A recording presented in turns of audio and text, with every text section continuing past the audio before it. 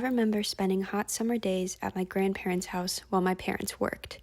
My siblings and I soaked up the privileges that came with being spoiled by our grandparents until our mother came to pick us up just in time for dinner.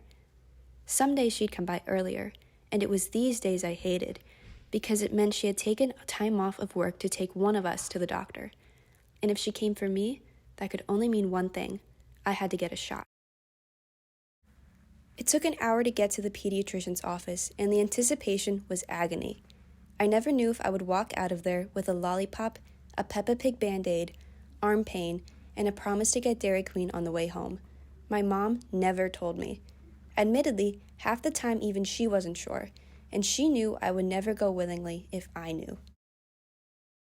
Despite all of the colorful tiles and the nice nurses and receptionists, I knew how the visits would end. Even now, just thinking about the sterile smell of antibacterial soap and hand sanitizer, I think back to sitting on waxy paper in a patient gown. There's not enough lollipops in the world that would make me want to do it all again. You would think getting pricked again and again would be enough exposure to eventually overcome this, but it's still a crippling fear that prevents me from taking care of myself. I don't even know what my blood type is because I'm too scared to get my blood drawn.